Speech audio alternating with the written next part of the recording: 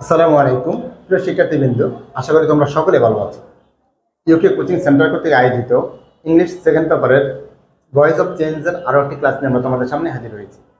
আমরা আজকে আলোচনা করব ইম্পারেটিভ সেন্টেন্সের ভয়েস পরিবর্তন নিয়ে। ইম্পারেটিভ সেন্টেন্সের ভয়েস পরিবর্তন শুরু করার আগে আমরা ইম্পারেটিভ সেন্টেন্স নিয়ে কয়েকটা কথা বলে থাকি। ইম্পারেটিভ সেন্টেন্স কি? ইম্পারেটিভ সেন্টেন্স হচ্ছে আদেশ, নিষেধ, অনুরোধ, উপদেশ ইত্যাদি এই জাতীয় সেন্টেন্স। এখন ইম্পারেটিভ সেন্টেন্সের অন্যান্য সেন্টেন্স থেকে একটু ভিন্ন, কারণ ইম্পারেটিভ সেন্টেন্সের কয়েকটা বৈশিষ্ট্য আছে। এরকম আমরা সাধারণত জানি ইম্পারেটিভ সেন্টেন্স সাধারণত ভার্ব দ্বারা শুরু হয়। আমরা এক ধরে এখানে পয়েন্ট করি। প্রথমত হচ্ছে ইন্টারোগেটিভ সেন্টেন্স ভার্ব দ্বারা শুরু হয়। দুই নম্বর হচ্ছে ইম্পারেটিভ সেন্টেন্সের মধ্যে কোনো সাবজেক্ট থাকে না।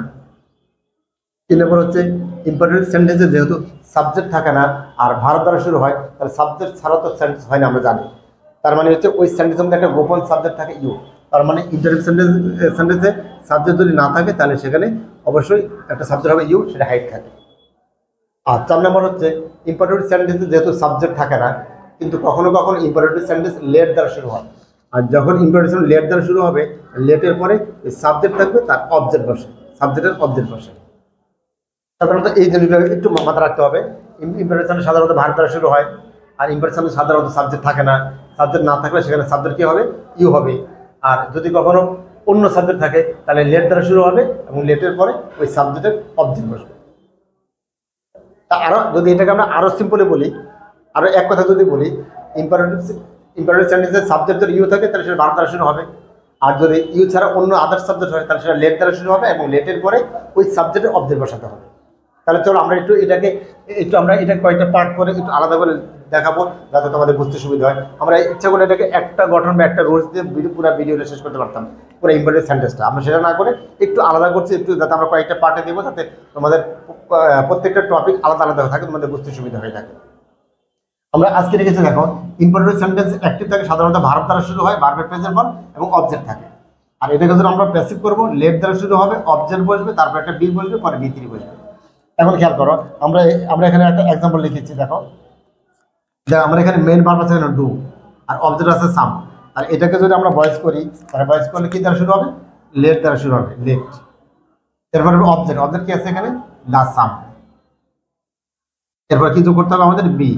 এরপর ভার্ব 3 ডু আছে, ডু থাকলে কি হয়ে যাবে? ডান। যেহেতু এখানে ইউ নাই, আমরা জানি যে ইউটা গোপন থাকে, আমরা ইচ্ছে করলে এখানে বাই ইউ দিতে পারি। যেহেতু এখানে একটা গোপন আছে, তাই আমরা এখানে শেষ করে দিচ্ছি, আমরা এটাকে অ্যাড করলাম না।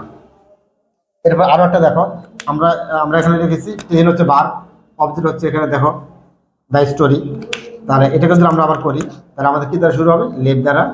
অবজেক্ট হচ্ছে দ্য স্টোরি। এরপরে কি বসবে? লেট, অবজেক্ট, পরে হচ্ছে বি, এরপরে ভার্ব 3, টেল আছে, টেল হয়ে যাবে আমাদের টোল্ড। এরপরে আমরা ইচ্ছা করলে এটা দিতে পারি, যেহেতু এটা নাই আমরা উল্লেখ করলাম না।